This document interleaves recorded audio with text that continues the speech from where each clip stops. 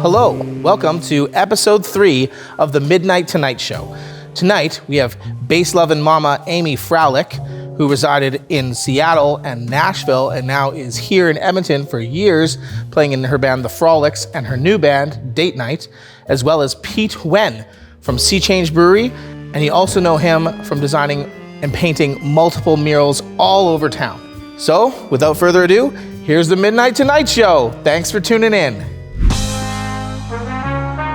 Welcome to episode 3 of the Midnight Tonight Show. Tonight, we speak to visual artist and designer Pete Nguyen. But first, we'll dive into Amy Fralick's life and musical career. Here's your host, Landon Barrowman. Welcome to the Midnight Tonight Show. This is the 3rd episode of the Midnight Tonight Show, and it is the David Lynch special. David Lynch, everybody knows him from great films and TV shows like Twin Peaks, Fire Walk with Me, Inland Empire, and my favorite, Dune. So if you notice, we are in the Black Lodge today, and joining me today is Amy Fralick. Hello. Hello. How have you been, Amy? I've been good. That's really awesome. Good. Yeah. I'm so happy to have you here. We've been friends for a long time. Yeah. Like, we've played together so much. Yes. Your awesome band, The Frolics, has been on stage with my band, Whiskey Wagon, constantly throughout, the last 2 decades, practically. Yes. I think the first time I saw you guys was at Hooligans, or it might have been Eddie Shorts, but it was somewhere on 124th. I think it was Hooligans. Was it Hooligans? Mm-hmm. What a great place. I mean, there's questions I'm going to ask you later about your favorite bar, but it's probably going to be Hooligans. You're going to tell me that. But there's lots that I don't know about you, so this is a real fun thing for me. I get to ask you lots of questions about your history, and where you grew up is my first question. Because you always talk about Seattle, East Nashville, and all this stuff. Did you grow up here, or were you from the States originally? From the States. Okay, so... Yeah. I did grow up in Washington. Washington. Mm-hmm. Yeah. So that's Washington, the state. I'm so bad with geography. That is Seattle, right? Seattle, Washington? Yeah. Okay, so it's just right below us. Yeah, it's below Vancouver. Exactly. Cool. Yeah. So you grew up in Washington. Yep. And how was that? How long did you live there when you were a kid? Well, I lived there until I was about 24.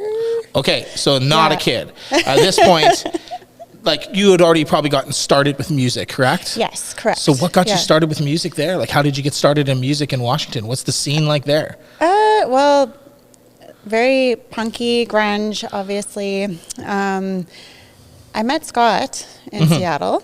Okay, so did you live in Seattle, or did you live in a smaller... Yeah, well, I grew up in suburbs of Seattle. Okay. But when I met Scott, I was living in Seattle. Nice. Yeah.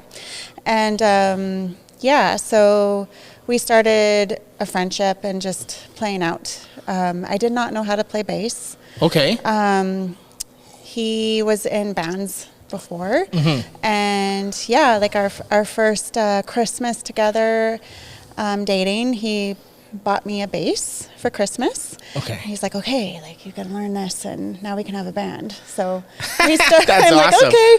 So I just started kind of listening to the bands that I liked the time, like Smashing Pumpkins and White Stripes, and playing along to what they were doing. Nice. And so I that's kind of how I learned how to play by So ear. a love story that created a band. For those of you who don't know, Amy's partner, Scott Fralick, is who she's talking about here, who she met in Seattle. That's awesome. Yeah. So he's the one, he kind of got you encouraged to start getting into music more. Yes.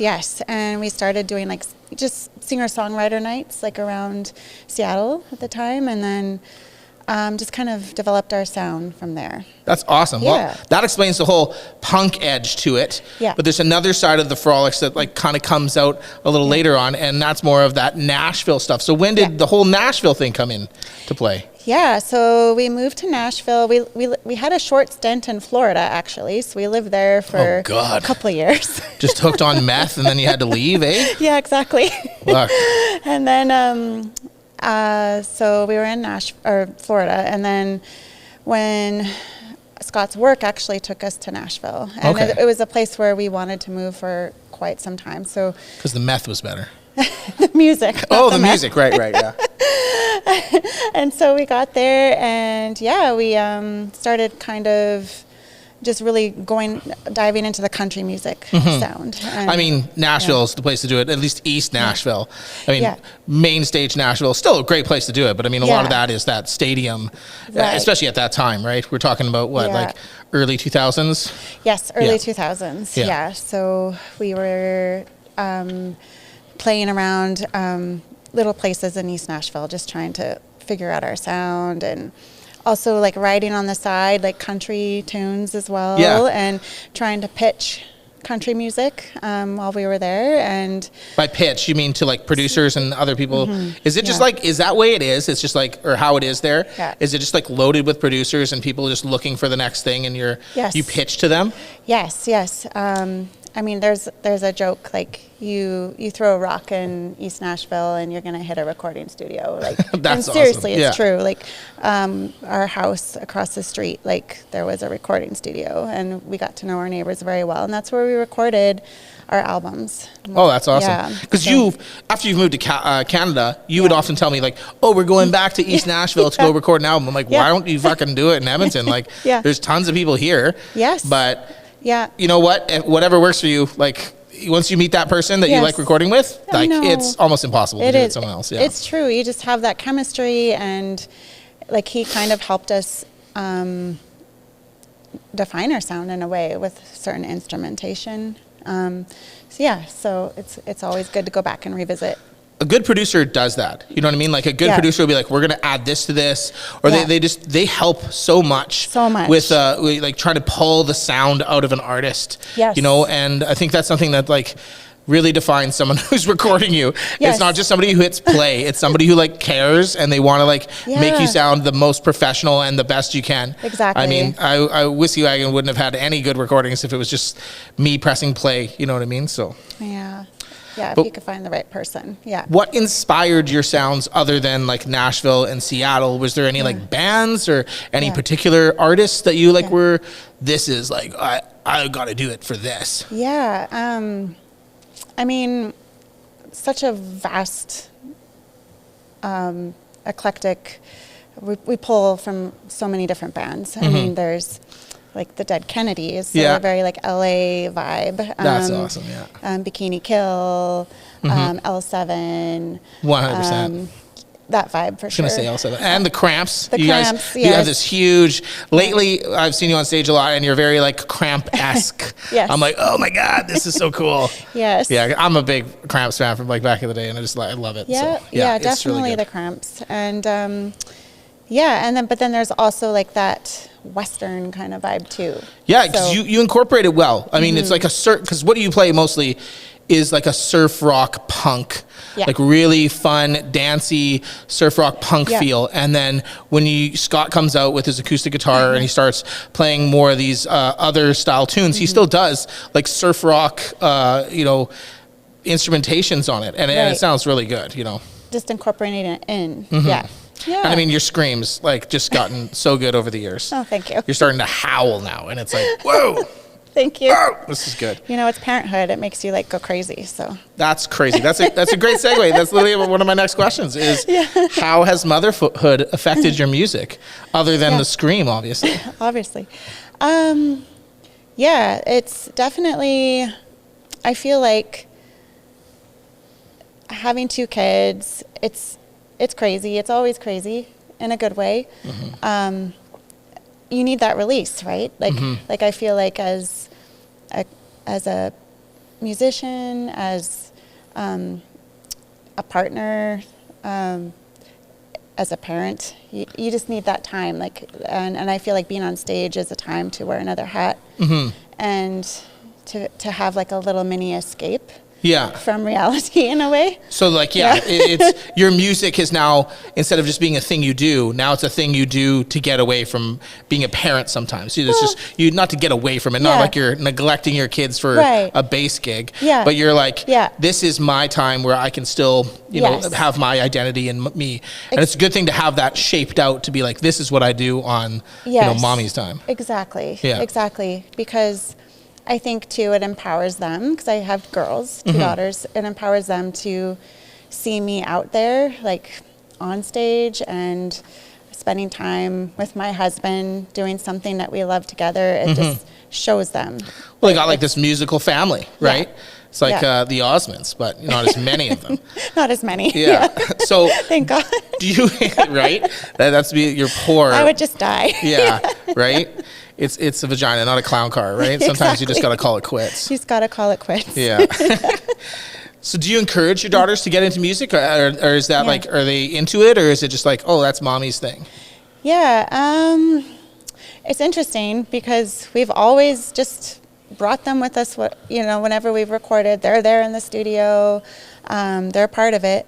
Our oldest, like she has a really good ear. Like she naturally can sit down at a piano and figure out a song. Wow. She has a great voice. Oh my God. So she does music, she plays and stuff. She does, but it's not like, I don't feel like it's a burning desire in her to have to do it. Like it's just there. She does it naturally, like a savant. And she's not in a band or anything. Yeah. But I mean, maybe it's something that she'll revisit later. But she definitely appreciates music. Well, that's good. That's well, for sure. I saw you guys all at the Eras tour. And who fronted the bill on that one? 4 people where'd you go? Toronto or was it Vancouver? We went to Toronto. Dude. Yeah. That is one hell of a bill. Yeah. How much did your hotels cost? Well, we did get our tickets like way in advance. So we were one of the ones that got the code or whatever. Oh, cool. So we could get I'm a Swiftie man. Get a more like you're talking to a Swiftie here. Totally, so yeah. I didn't even attempt that. Like, yeah. but like, kudos to the people who did. But like, I would have lost it in that space. I couldn't be around that many people. Yeah, it was very, like, just so... You think it's going to be crazy, but it wasn't. Like, it was very manageable. I imagine it's pretty respectful. It's just being around that many people just drive me bonkers. Right? Yeah, right. Yeah. Yeah. But it was awesome. Yeah, the girls loved it. Oh, it looked awesome. We loved it. You looked like you guys had a great time. It was fun.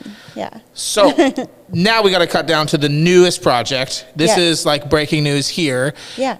Fralick, you're in that band for years and years and years. This is your CD that I brought from my own collection. Yes. What is this, your second CD? That is actually that is our second CD. Yeah, Ripe. Yeah, right. Second CD. Yeah. I don't think your drummer, Allie, was on Ripe. Not on that one. No. But she's been on all the other ones after that. Yeah, all the ones after Ripe. Yeah. Which you have like 3 or 2 after Ripe, I think. 3. 3? Yeah. I'm getting close with this stuff. Yeah, I mean, these are really educated guesses. Yeah.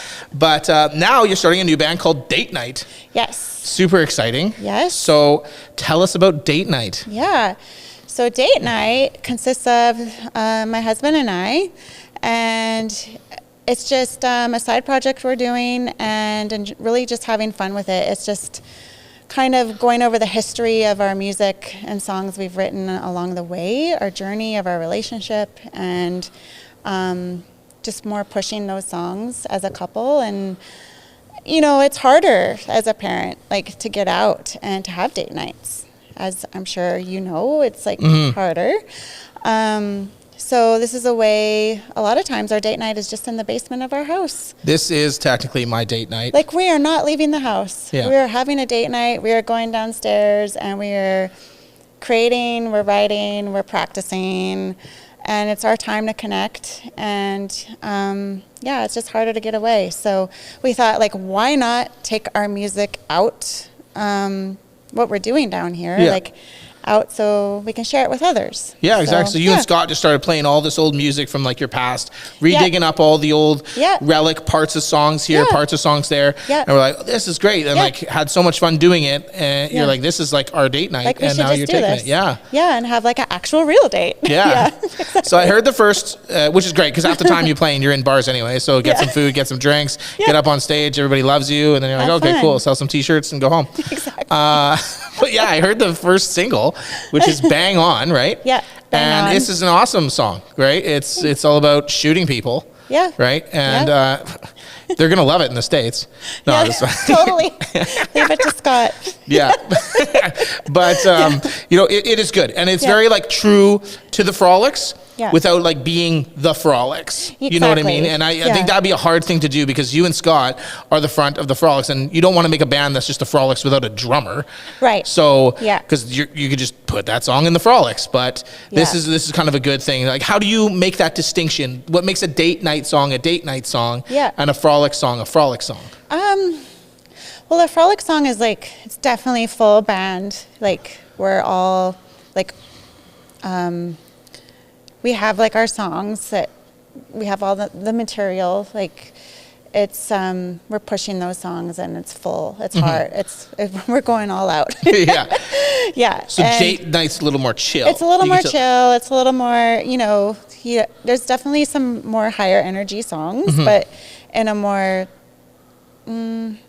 it's not as over the top. You know? Yeah. Well, you and Scott are good at looking like cool on stage. You're really good at just like leaning back and just like being cool on stage. Like I can't do that. I gotta like scream and get sweaty and like a microphone in my face and all that stuff. Like I can't just like sit back and look cool. But you guys, you do it good because in those instrumentals, and stuff like that, you just chill and it looks good. Thank you. You're good at looking good. Oh, thanks. I think it's just about having fun and having that time together, and it's hard to get these days, so it's important. Yeah. So with date night, you're picking up the scraps of your old music and stuff like this. I mean, this is a great time to reflect that some artists do this. And have you noticed like a change in how you used to write songs as opposed to like how you're writing them now? Like what is that change that has happened as you've grown as an artist? I would say like, I don't know, like for date night, like we have some new songs, and it's just come more quickly. It's like more like we're not holding back. It's like it is what it is. Yeah. Like just roll with it. Yeah, totally. When you're younger and you're writing music, it's very much like, are they gonna like this? Are they gonna? Is this gonna go over well? Should I say this word? Should I say that word? Should I try for this like elaborate rhyme scheme? Yeah. And when you're older, it's just like fucking as long as it sounds good, like fucking let it rip. Let it rip. It's more freeing. Actually, it's like okay, like. Yeah, let's just have fun with it. You're I'm going to scream here because I want to scream here. And that's okay. Yeah, exactly. Yeah.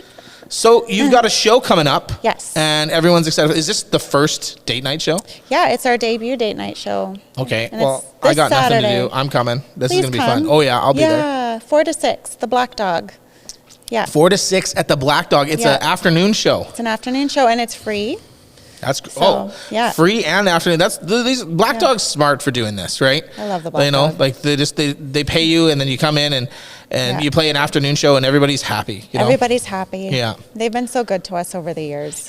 The Frolics has played there quite a few times. So many times, and we appreciate it. And you guys play because the Black Dog is a 3-level bar, and you guys play the center level, right? As the entrance comes in. Yes. I've seen you play there. The center level. Okay, yeah. Yeah. I mean, it'd be cool to play the rooftop once in a while, but. Yes, that not would everybody's be cool. The Beatles. Yeah, exactly. Great. Like, let me be the Beatles once. Let me play the rooftop. Yeah, I want to play the wooftop. Yeah. Is they called the wooftop? The wooftop. Oh, wow. Someone has practiced their puns. Yes. Yeah.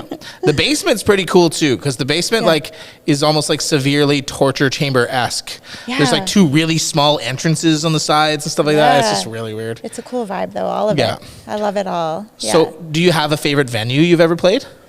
A favorite venue?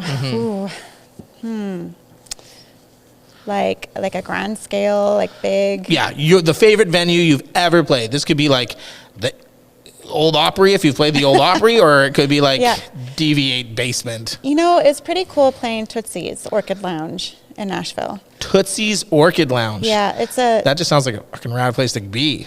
Yeah, it's a honky tonk on Lower Broadway. And what's a honky tonk? What what makes a honky tonk? Could we do a honky tonk could there be a honky tonk in Alberta? Actually, the Black Dog kind of reminds me of a Nashville vibe honky tonk. Okay. It's pretty similar. So you're going to have it just got a very cool, eclectic vibe, kind of run down, but in a cool way.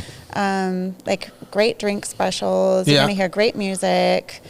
People dancing, it's just, that's a honky tonk. Nice. Okay, yeah. Yeah, and it just smells a mixture of everything. Vomit. Yeah. Okay. Beer, Yeah. I think I've been to a whiskey. few Alberta honky tonks. Then, do you need peanuts on the floor to make it a honky tonk, or does it help? I It bet does help. Yeah. Yeah, it does help. I knew a place like that in Morinville called the Zoo. Oh. Yeah, but I think they tore that place down. Oh. That's Oh too yeah, bad. they did. It was like condemnable. Yeah, Oh, it was okay. pretty bad. So that was your favorite venue, but do you have Yeah. a favorite gig that you've done? A favorite gig? Oh my gosh, we've had quite a few. Like we played. Actually, Scott and we played a CBGB's, their art gallery, years and years ago. In New York? In New York. Jesus. And that was very cool. That would be fucking so dope. It was dope. That's crazy. Yeah. How'd you land that gig? Just like on vacation and you just got it? Like what the fuck? I just contacted the booker there online and submitted them some of our stuff, and yeah, they had us come in. And That's fucking cool. They Yeah. they gave you airplane tickets and shit too? no, Oh. we were there already for a little vacation. Oh, nice. So that we were already going. Works out perfect. Yeah, so it was cool. How's the pizza Yeah. in New York? I've heard like So good. is it? Okay, Yeah. good. Because Yeah. I've heard like mixed things. Some people are like, well, it's Yeah. not as good as it seems like It's on good. TV. And I'm like, what are you watching? Like the Ninja Turtles? Like how, like what do you give some unrealistic perspective of how pizza should taste? Like, It's good, and their bagels are good. well, okay. Like in the stands, or just on the street, you just buy a bagel, and it's like I the don't know best if I bagel could I've do ever that. tasted. Oh, okay. Well, if you say it's the best, if I ever get to New York, I'll have to, I mean, I'll get so fucking fat just eating their food. I'm a sucker for street food. If Edmonton had a street that had food, Yeah, I'd be fucking really fat. you'd be into Yeah. it. There's just not as many Yeah. places for street food in Edmonton, you know? Not really, but there are a lot of the trucks. Yeah, food So, trucks. food trucks, yeah. Yeah, but then now Yeah. they've got to do the thing where they're like, we should get some food truck guys on here so I can get some vouchers or something. But Yeah, totally. yeah, oh yeah, we'll definitely do Yeah. that. Call out to food truck guys. Get on here. Let's do it. But yeah, they like, a lot of them are just parking in fields now, and they have like those food truck festivals. Yeah. Those are dope. You just Yeah. wander around from food truck to food truck. Yes. There was one guy who was making green onion tacos. Ooh. They were really good. That And sounds I really found out like good. green onion cakes. They're like an Edmonton staple. They don't make them anywhere. Oh. You go to like Calgary, they don't know what a green onion cake is. I didn't know that. Yeah, that's fucked. I Because love green onion cakes are onion amazing. cakes. Yes. So the rest of like, you know, they need to send the recipe to the rest of the nation. I feel like it's a crime. It is to, a to crime. not do that, you know. It's so good. And share our donair sauce. Our donair sauce is also equally really good. Very good. Yeah. Yes. Donair pizza. Ugh. Yeah. So what is like what venue would you say has got the best food in Edmonton? I mean, that's a hard one. Oh, venue that has the best food. You know what? Like Cask and Barrel has some good food. Oh yeah, they do. Yeah. Yeah, and we've played some shows there and had their food. And it's not really like good. that pretentious pub fare where like a burger costs you like $30. Yeah, no. Yeah, it's like they're good prices. Yeah. Yeah, I like Five it. and Dive, I like for that too because Oh, yeah, Five and Five and Dive's Dive. got like cheap food and Yes. yeah, like Yes. cheap Yeah. but good. Like I don't know if they do the $5 stuff anymore, but Yeah. Like, yeah, we've had that's the their best. stuff too. It's good. yeah. Have you played there yet? We have. Really? Yeah, we played there. Yeah. We How did that played- go over? Good. It was long. Really? We Did you do like a 3-set all day thing? Yeah, we did a 3-set all night thing. Oh my god. Yeah, we did a bunch of covers. We practiced a lot to gear up for that, just because we're not used. I mean, we do incorporate some covers in our set Yeah. on occasion, but not all covers. So These young venues are using old musicians like us. We can't do that Oh, anymore. it's hard, but we can do it. Yeah. Your cover of Bikini Kill's Rebel Girl is like fucking spot on, by the way. Thank you. Yeah, that's like when you guys gear up for that. Yes. And then, of course, my favorite song, Rig Pig. Oh yeah, That's a good one, yeah. You like that one? Yeah. Yeah. I'll always play it for you. Cool. Yeah. So that is this Saturday, Yep. 4 to 6 at the Black Dog. Yes. We're getting this out before then. Yeah. So, yeah, Yay. thank you so much for coming. Go see them, Yeah. date night. They're going to be Thank you. playing there. And thank you so much for coming on, Amy. Yes. That's awesome. Thank you so much for having me.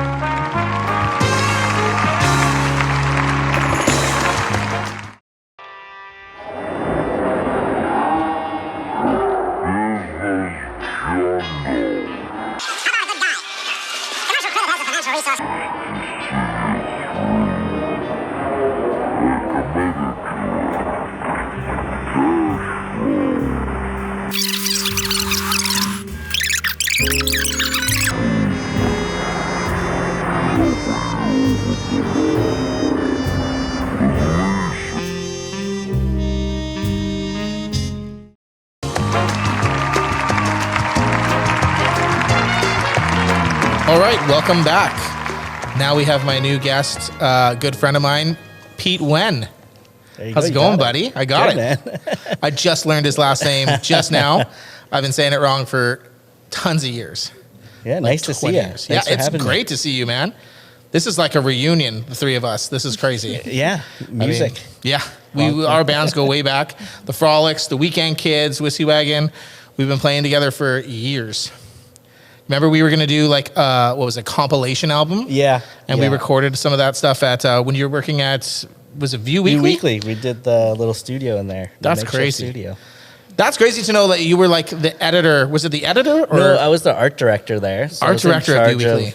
Putting the magazine or the newspaper together, and in charge of sort of hiring photographers and artists to do their illustrations and photos. That is super dope. Yeah. That's like a crazy job. It was a dream job for me. No kidding. Yeah, it's huge. Well, super dream because you got the perks. You turned one of the like rooms into a recording studio for us. No, it wasn't just me. I mean, like everyone who worked there was in a band. Yeah. And it was a lifestyle job, you know? Like you work hard for 3-4 days and then you have some drinks and play some shows over the weekend and you do it again every week.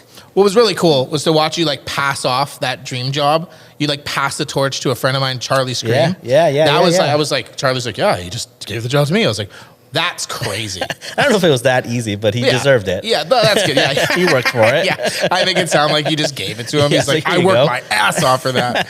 That's fucking funny. So you're like you're an artist and you do so much stuff. Like you literally made this bow tie I'm wearing.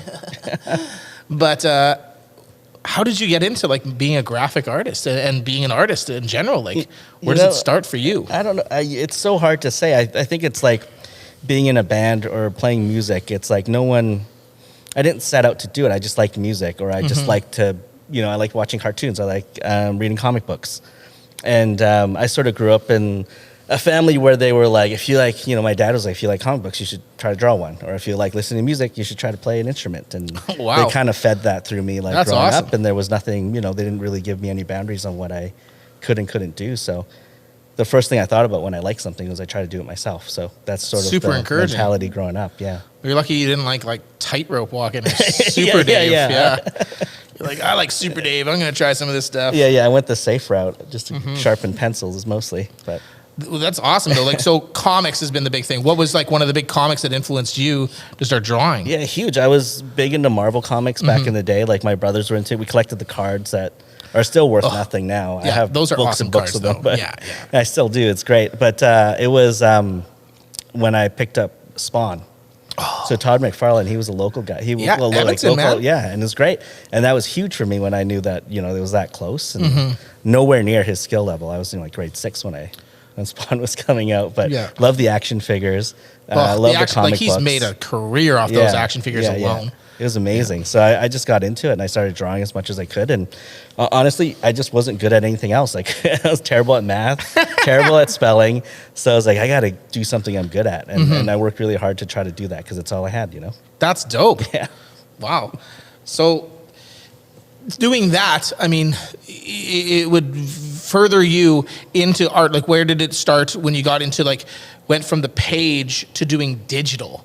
Like that, because that in itself is a brand new skill set. Yeah, it is super weird. My dad and my parents were huge into everything I did. It was super weird. My dad was super into photography, and he was, I feel like he was working at a photo development shop or something. Yeah. But he got Photoshop. This was like 97. Oh, so this was on 15 floppy disks. Early Photoshop, Yeah, and he was doing photo scans mostly with it. So I kind of grew up with a scanner, and we were scanning family photos and stuff, and I would go on Photoshop and erase my brother's hair, made them all bald, mess with their faces. That's how I got into it. Literally, I had no reason to be on Photoshop, and I learned so many skills on it just from messing around with photos. That is the best way to learn anything on Photoshop, is to be out there having fun with it. Yeah, because I was bad in school. I went to art school, and I was terrible in school. Really? Yeah, not they were do well. Draw this picture of an apple, and you're like, can I draw Spider-Man chucking that apple at something? Yeah, I had fun drawing, but I was like, I got to show up. I could draw this at home. Yeah. Or do it whenever I feel like it. You know what I mean? So I was a terrible student. But yeah, I think the hands-on kind of stuff. So Yeah, learning Photoshop early. I never thought about Photoshop as like a hurdle. So it was just another tool that I can use to do something funny. So that being said, this goes with one of the questions I have for you. What is the worst Photoshop tool? It's like the bane of your existence in Photoshop. There's like there's quirks that I hate, and I don't know how specific I can get with it. It's one of those things that it's so second nature that I don't think about it. But there is a lot of tools, mostly like effects. There's a bunch of effects that I have no idea, and they've been there literally since the 90s, and they're still there. And I can't imagine any case use for them. They just keep them in there for no reason. It's like some weird thing that you're like, what in the world would anyone ever use this tool for? It's some weird effect. I like the blending one. Yeah. Where you just smudge. That one's great. That's how I used to get rid of my brother's hair. Smudge their foreheads over there. I used to just smudge swirls on everything.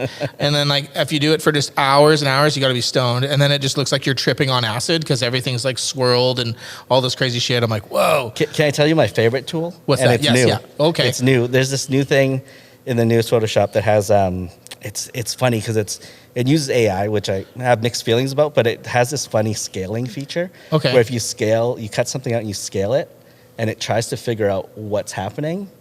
And usually if you scale someone's face down, it starts turning you into like a weird looking alien looking thing. Oh, sweet. Like bug eyes and like weird noses. It scales down just a part of a picture? Yeah. And then adds that down. So it tries to figure it out, and it does such a terrible job. But what you get is these like kooky looking, like little bug alien people. That's fucking, that's cool. Pretty People should try that. Any Photoshop people who are listening to this, you should try that.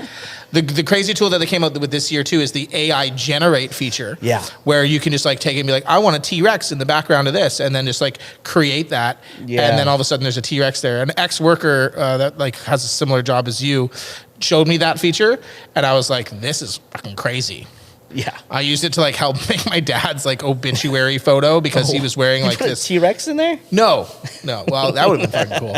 But it put a tie on him because he just had this cool photo, but it was like blocked by all the shit at the bottom. That's awesome. That's like the nicest AI. Yeah, that's what it's supposed to be used for. But I mean, most people just make celebrity nudes. Basically. Yeah. I have some celebrity nudes out there. They're not flattering. Of yourself. Yeah, but they're not real. They're celebrity nudes. I'm not really a celebrity, but they're still out there. So you make tons of different shit. You're not just like a designer in... Let's go through what you've done that people know, because they're like, who is this guy? You've designed almost all the cans for Sea Change. I know there's another guy doing it now too. Yeah. But almost all the cans for Sea Change, so like the Wolf, the Prairie Fairy, which are my favorites, the Death Wave, which was super big, all the T-shirts. You did the one for, what is it, Pals? I did one with Pals. Yeah. I did one with Meat. A bunch of collaborations. Yeah, so like tons of like all the Sea Change cans, pretty much, except for some of the new ones, and then all their merch. Yeah. And now you're the guy behind Shitties. You're doing all their stuff too? Yeah. So we, it's sort of all the same business. It's funny because you know a bunch of the guys that started it with me, like Ian from Owls by Nature. We're going to try to get him on here too. Yeah, you got to nail him down. He sort of had the idea to start a brewery one time. And I just said, sure, and we did it. And because he started at Yellowhead. Well, we'll do that in his interview. Yes, but all our friends are like fucking doing shit now, and they're like, oh, we used to just be kids with guitars. Now we actually have jobs. So he said, let's do it, and I said, sure. So we're co-founders on it with a couple other friends. And you're a co-founder of Shitties? Yeah, and Sea Change. So I mean, when I did all the artwork, I had to, because it was just a handful of us trying to make a brewery work. And I was still doing like my regular job at that time as a creative director at a marketing agency called Berlin Communications. So I was trying to be like, oh, well, maybe Berlin we'll do both. Communications? Yeah, they're from Edmonton. From Edmonton, officially, right? Yeah. Yeah. Okay. Cool. Yeah. No, it's funny. So I was doing both of those jobs, and you know, we just had to do everything ourselves. So our ownership group, we were brewing the beer, making the packaging, marketing it ourselves, and that started in Beaumont, yeah. No, it started in Edmonton. Okay. And then we opened our first tap room and brewery in Edmonton. Okay. And then we opened a second one like a year or two after. In Beaumont? Yeah, in Beaumont. Oh, I always thought Beaumont was the first one. So your first one is the initial one that is on the brewery district there on 66? Yeah.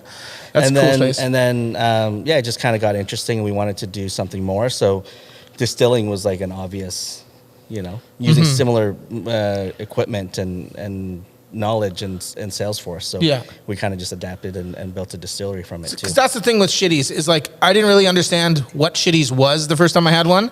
And I was like, what the fuck is this? They're poisoning me. But like, what is it? So like, is it like the equivalent of like the White Claw versus this? Yeah. It's a vodka soda essentially. But we were able to figure out how do you make something taste good and use natural, like actual natural flavors and ingredients. And we were able to do it all ourselves. So we distill the vodka, make gin. We have like a gin drink now as well. Nice. That's like, they call them RTDs, which is the most boring name ever. It's ready to drink. Martinis? RTDs. Ready to drinks. Oh, okay, yeah, because that's like the ready-to-drink cocktails. Yeah, terrible RTDs. Name. Well, they got to put acronyms on everything. Exactly. It's easier to say vodka soda than RTD. Yeah. Or just like fucking a shitty can. But that's what it is. It's just kind of like a different market, people who want to have, something that doesn't really taste that boozy for a 5% drink. So did you design the tap rooms themselves too? Or like with Sea Change, we sort of were like, we didn't know what we were doing. Yeah. So we First just one's kind of piratey. We slapped it together. It's a small drink room. Yeah. I'm glad you expanded the patio, but. Yeah, slowly we're like building onto it and figuring it out as we go. And then when we built Shitties, we had more of a plan. So I took charge of building that room. It's the first time I've ever like planned a room from scratch. And it looks like it too. I've seen pictures and stuff like that, and it looks like you've really designed like a nice room. It was a ton of fun. We had like a lot of really great people working with us, and like all the carpentry we did, That's it's dope. It's all custom from ground up. Yeah, like dude, that's a wild project. Took us 2 years. And then, so what about the Beaumont room? Because that one's also quite nice as well. Yeah, that one's fun. That was like our first sort of trying to rebuild something that already exists and try to doing it again. And we learned a lot of lessons there. Yeah. I was just down there right now, like today. You still have still have that picture of Victor Newman in the men's washroom? Yeah, it got stolen. Someone stole that portrait of Victor Newman? Yeah, we have it stolen. They got one stolen from the Edmonton tap room as well. And then they must have been young and restless. And someone gifted us one. Their own signed one. Oh, wow. Yeah. And I hope you nailed it to the freaking thing or screwed it into the wall. Still, like construction glued to the wall. Yeah. So, yeah. How does the guy make out with that thing? Like, that's crazy. Just walks in with a Victor Newman sized trench coat? Yeah, he pulled it out somehow, put it down his leg. That's crazy. Yeah. Did he like cut it out like the guys in the art thing and rolled it up? Yeah, it was a he it was left a big the job. Frame. Yeah, it was a big job. He's an art thief. He must have felt really clever after watching that Tom and Jerry episode. I didn't even know where the original came from. So the gifted one means a lot more when someone actually had it signed. Yeah, and gave it to us. So sometimes you just can't have nice things. Eh?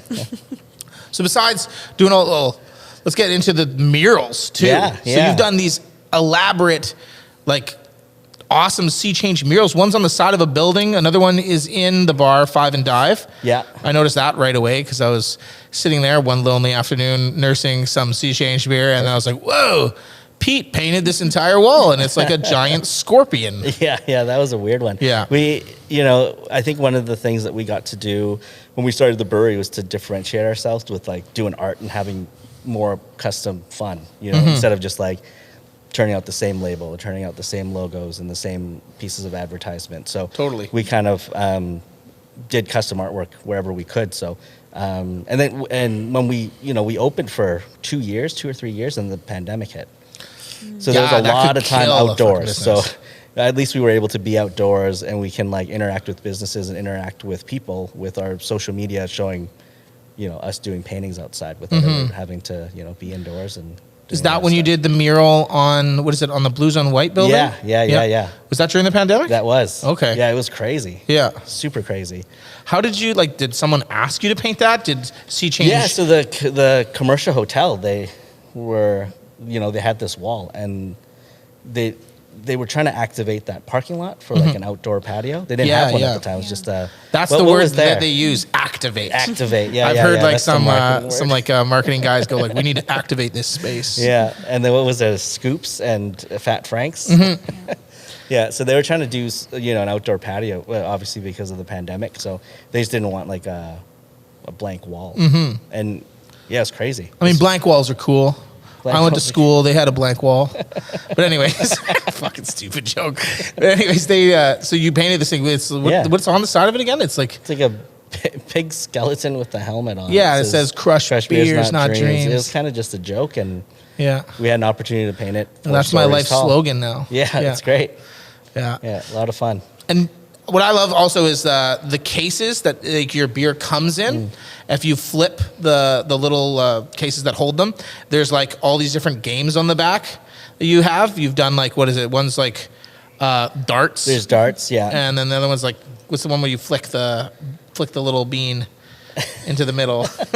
Is it canasta? No, it's not canasta. I don't know what it's called. We did a bunch of weird little games in there. Yeah, it's just fun. Just like finding new ways to take something that is, meant to just hold beer up until it gets to a liquor store. Yeah, well, you turn trash into like actually something. Yeah, exactly. Let's try to find something to do. Yeah, I always steal your pint glasses from dinner tables too when I go perfect. Out. Yeah, from our place or from from other restaurants. Because they're everywhere. I'm like, I know. I'll be eating at what is it, Sorrentino's or Buca's, and they're like, oh yeah, and they give me a Sea Change glass. I'm like, you don't know this guy. I know this guy.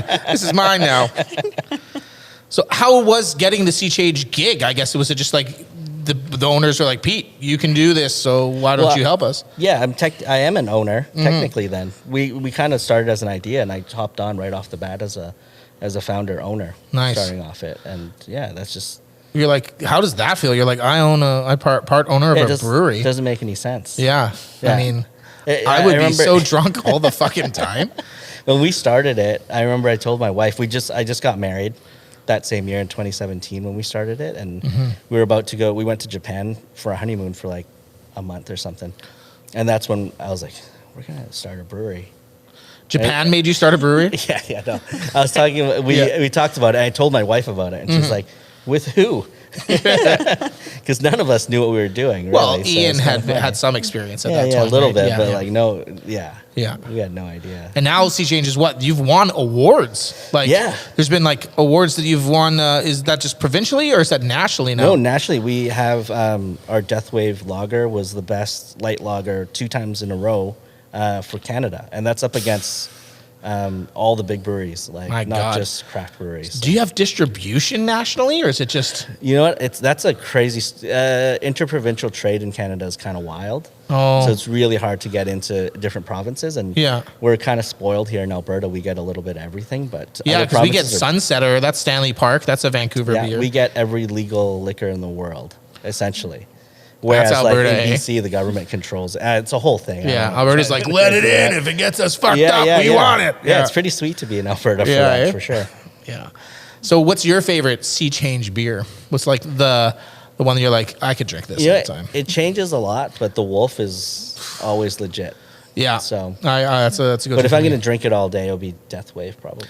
Death Wave? To be honest, yeah. No, I could drink Wolf all day. I could, but it's not good for my fucking waistline. No. But I've had to quit a couple times. And then Prairie Fairy too. Those are the 2 I grab all the time. Yeah. So what was that moment like as a designer that you just knew? Actually, you were talking about your wife. Yeah. So you and your wife have actually had quite a few projects together as well. One being like these bow ties. You and her started that project, and you not? Yeah. I can't take credit for that one too much. It was her idea. She was a fashion production designer person. Nice. She went to school for it. There you go. I don't know what the whole course was. She makes pretty bitchin' bow ties. Yeah. So she did a bunch of little things like that. And when we started dating each other, we were sort of played around with messing with some businesses. And you guys did that at Royal Bison, right? We did the Royal Bison. We sold it at a couple shops. And then we got a gig to do the Legislative Assembly of Alberta, their uniforms. We got to use the Alberta tartan to do bow ties, and stuff like that. Wow, that's a good. It was fun. Yeah, we had a good time doing that, and we went on a vacation every year because of that. So it was great. That's great, man. If you guys can just do what you love and just provide for yourself, that's when what is that like to you? Is that what claims to make it professionally? Yeah, I think so. I think there's a balance, especially as a designer. Like it's. Just like a musician, it's a lifestyle. You know what I mean? Like you're gonna make music regardless if you're making a ton of money doing it or not. Mm-hmm. And it's just awesome when both make sense. Yeah, when both works out for you. Totally. Right.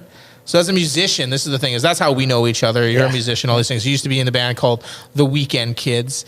And you've recently, you said you put out another album. You got to play one show.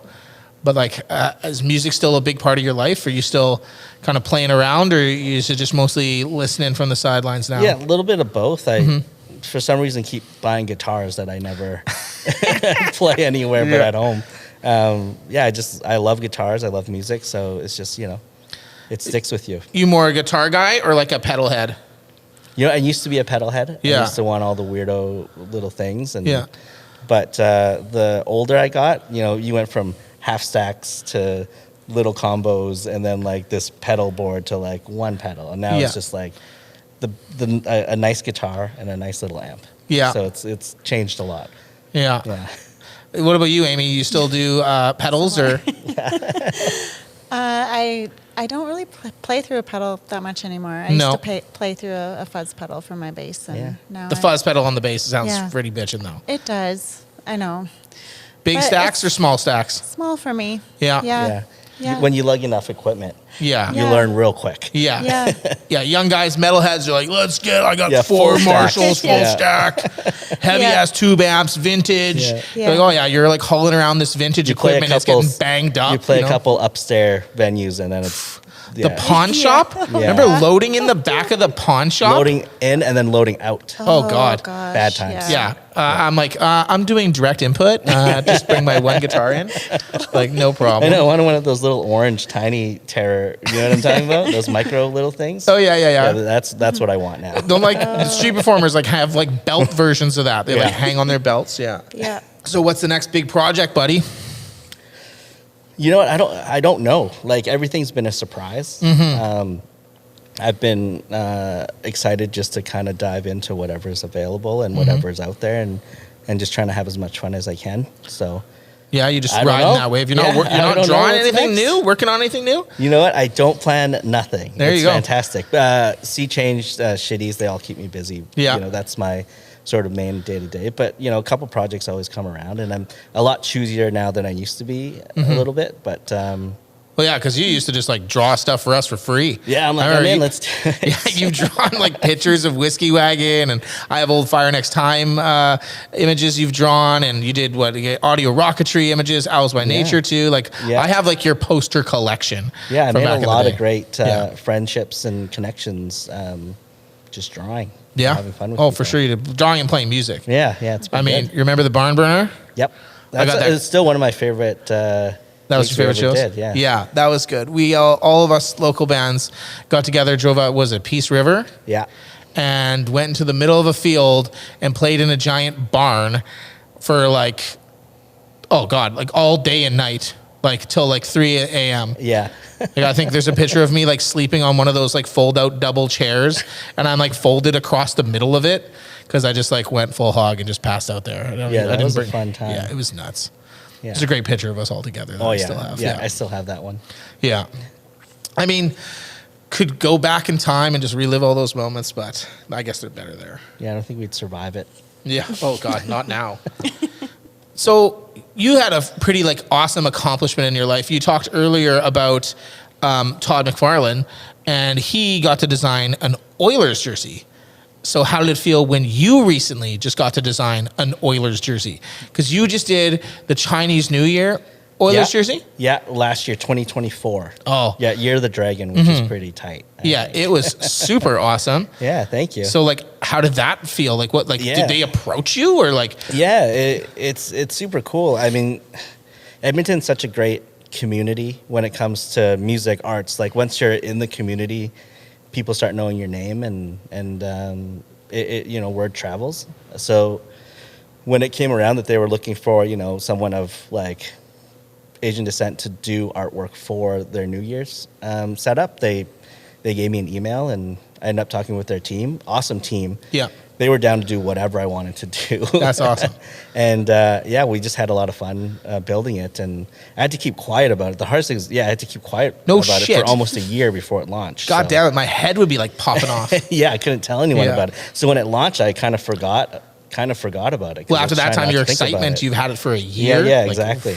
But it was super cool because they did the jerseys And the best part was like the 50/50 is tied to the merchandise that they sold. So, and then when they sold the merchandise, it was all charity based. So we got to pick all the charities that benefited from it. Nice. So there was a lot of like newcomers associations, like downtown Chinatown revitalization stuff. So that was sort of the most rewarding part. Like doing the drawing like was super fun, but like the impact of it was super cool. Yeah, it went back into the Asian community like directly. And then they did the jerseys for the players, like the warm-up jerseys that got auctioned off as well. Okay, so did they make ones that you could sell to, or did these jerseys just go to the players? Yeah, they sold like T-shirts and hoodies and stuff like that, but the jerseys were specific for players. Yeah, and then they auctioned them off, which is awesome. And That's fucking dope. I spent, I got one. I got one with my last name on it. Nice. Yeah, which is awesome. But they also released one that had the whole team on it, and like. I wanted it so bad. Oh, like autographed? The whole team autographed? Yeah, but it went to auction, and I went and battled for that one. It's pricey. And I got it. Yeah, you got a little it? pricey. Yeah. Oh shit! Do you want to tell us how much you? I don't want to say. I can't say because I can't tell if it's pricey for a lot of. I don't know. Yeah. But it was pricey for me. Okay. And it went high. You're like $50. Like that was tough, I wish man. it was $50. Yeah. And then it was in USD. Oh, which God. I had no idea. I hate when that happens, man. Yeah, so I kind of got screwed there. But I remember at night, because they don't, it's a charity auction, right? So they want to keep it going as long as possible. So there's a cutoff time. But if you are the highest bidder, it gives everyone below you a chance to bid above you. So it went on for another hour. Yeah, that's what silent auction is, isn't it? Yeah, they're like, it went on for another hour. And I was like, I don't know when it's going to end and if I should stop or not. Yeah, you didn't. So you got it. I got it, yeah. And so is that one like encased in your house? You got a shrine to it? I think I got to pay a lot of money to get it like properly. Yeah, no, there's guys who do it. I don't know if it's a lot of money, but the shadow box, you go to Marshall's. Yeah. Marshall's got some boxes. I think. But I got to do that still. Yeah, get it done. Just, if you paid a lot of money for it, it may as well be on display, it's just sitting right? in my closet right now. Yeah, that's fucking crazy, man. Yeah, but that was a really cool experience, and they're doing it every year, which is great. I'm not doing it this year. They're kind of like passing the torch to another artist, so looking forward to that. The Oilers are doing great. Like you said, they have hired a lot of musicians to do stuff there because Tiff Hall, a girl that we used to play with too, she's like running the organ.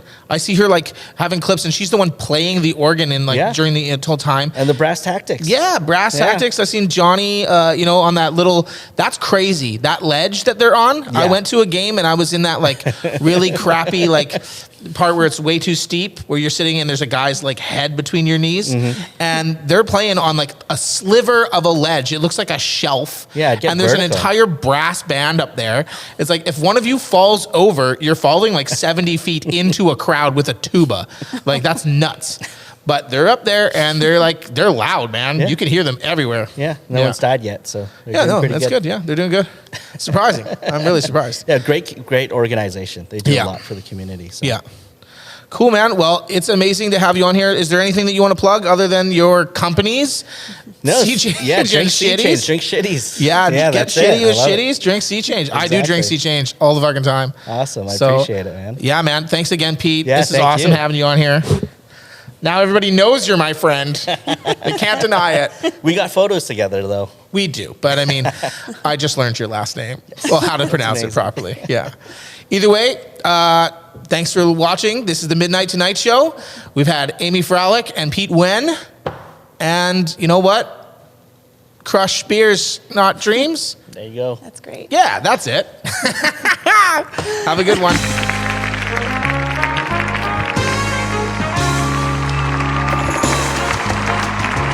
Thanks so much for tuning into the show. I'm so happy you watched it all the way to the end. Look at you. You've finished the whole thing. Wow. What are you expecting, a prize or something? This is all you get. Aww. Just me at the end. Either way, cheers, Edmonton.